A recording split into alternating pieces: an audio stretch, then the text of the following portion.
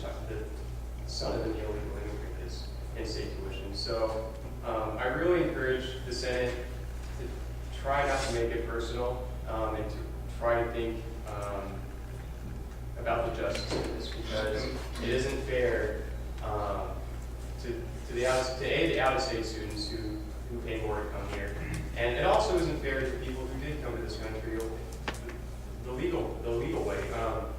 A couple years ago, I had the opportunity to go to a naturalization ceremony, and before that, I hadn't really, I was kind of torn on this issue,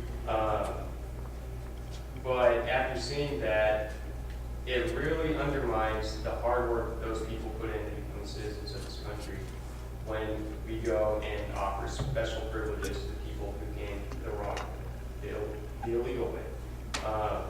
As much as I feel for these students and I want them to get a good education just like anywhere else, I have to disagree with Vice President Crook in that they do have a home in which they can go to school. It's just not in this country. So I'll just close with that. Senator Solomon. I would like to encourage, similar to what Senator Clegg said, everyone step back and take this away from a personal level. That being said, I disagree with Senator Kelly and Senator Clegg.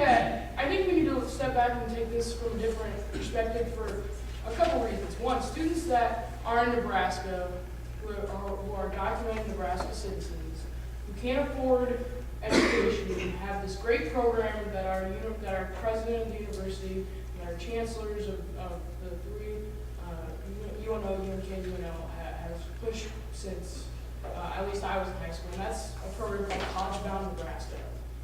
That's a program where if you do qualify for a Pell Grant in the state of Nebraska, the rest of your tuition is covered by the university.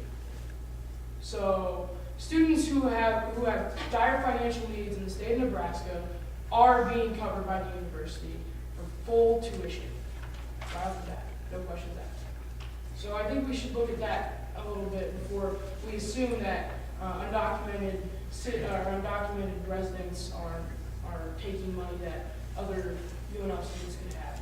I would also look at a problem that the president of the university and Chancellor Croman has talked about quite a bit, and that's the brain drain here in the state of Nebraska. Keep in mind that these students who are letting into this program have every right to be here academically. They have to jump through every single loophole every one of us had to jump through to get into this university. That doesn't mean, just because they're undocumented, doesn't mean that they aren't as smart as we are, that they aren't as deserving, or that they aren't as talented in the classroom. And we need to be keeping minds like that in the state of Nebraska to help boost our economy, to help contribute to the state itself. We lose that feature by getting rid of this program. I had the opportunity to meet with the state senator who originally submitted this piece of legislation, LB 239, last week.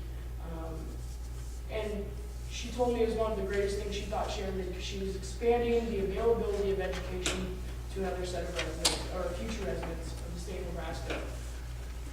I think as a student body, whenever we get that opportunity to give someone a chance in an education and contribute to the state of Nebraska, we shouldn't pass on it. And I really hope that as a body we allow GLC to go pursue this, to make sure that this doesn't pass, and to continue offering the best education we possibly can for anyone who's looking to contribute to the state of Nebraska. Senator Painter. I'd like to share with you guys a little history lesson. All right. First, I had to put my name on a federal bill that would allow children of illegal immigrants to receive in-state tuition at state university rates. There was a similar bill in the Nebraska legislature, and I was asked if I would sign the bill. I said yes. I believe it is wrong to punish or penalize children for what their parents do, and most of these young people were brought to the United States as small children. They had no choice in the matter. And in fact, if someone has a drive, initiative, and intelligence to learn English and graduate from high school, and he or she has lived in the state for 3 years, has applied for citizenship, that student should go to college and pay in-state tuition. Because I have spent most of my life advocating for children, and because I was concerned about Nebraska losing college graduates, I couldn't take a position that would eliminate college tuition for bright, motivated students who were in Nebraska through no fault of their own and who had applied for citizenship. They would be assets to our state, and even though this position made sense to me, it didn't to many voters. This is Tom Osborne talking about why he lost the governor election in 2006, I believe. So basically, this is a guy that spent his life worrying about the state of Nebraska, and this is how he feels about the subject. So I suppose if he's for it, I'm for it too. Senator Williams. First, I would just share that my ancestors came here illegally, however many hundred years ago or so. And they took, become squatted in Nebraska, so that was also illegal. And they weren't paying taxes at that time. Senator Kelly, just to point out, I believe you said it was easy, it made it easier for them. And it does make it easier for them, because right now, what they're doing isn't easy at all. Coming here illegally it's a challenge, and even if it's the wrong decision, it's the right one that the parents made for that family, and they want to give their children opportunities that they couldn't have wherever they came from.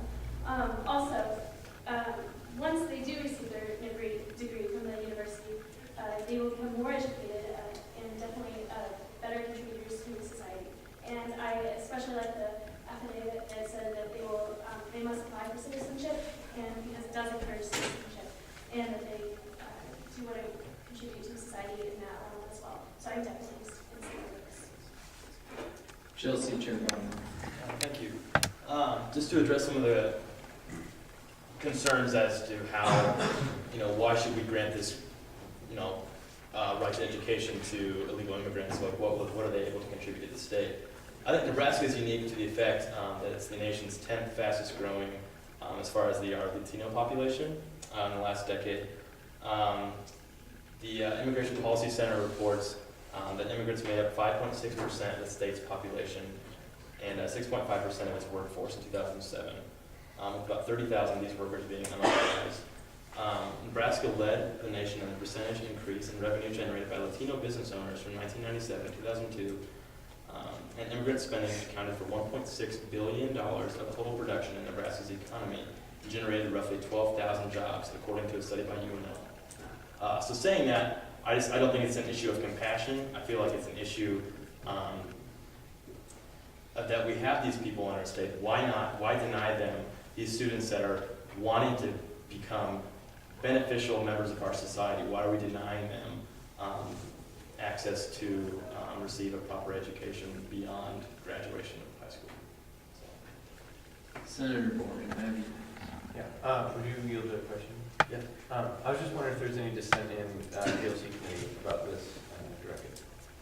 We brought it up, and honestly, it was unanimous in the direction we wanted to go with this.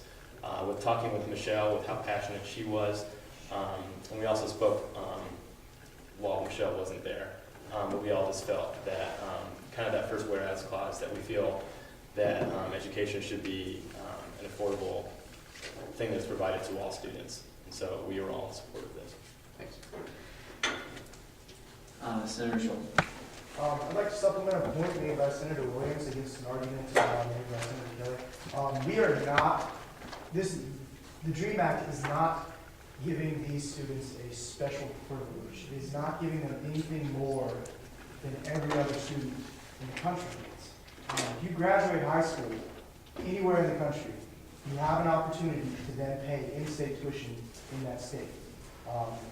Without this DREAM Act, we're taking that opportunity away from these students. We're not giving them a special privilege. We're not giving them anything that any other student does not have. We are just taking away an obstacle. We're leveling the playing field. We're ensuring equality for all of these students. So I just want to reiterate, this is not giving anybody a special privilege. It's just ensuring equality by removing an obstacle that would exist if this DREAM Act was repealed. Thank you. External Vice President Cook. Just to clarify a few things, Senator Smith, if LB 1001 were to pass, thus repealing the DREAM Act, or if it fails, LB 1001, the DREAM Act is then still in standing, so the citizenship provision stands.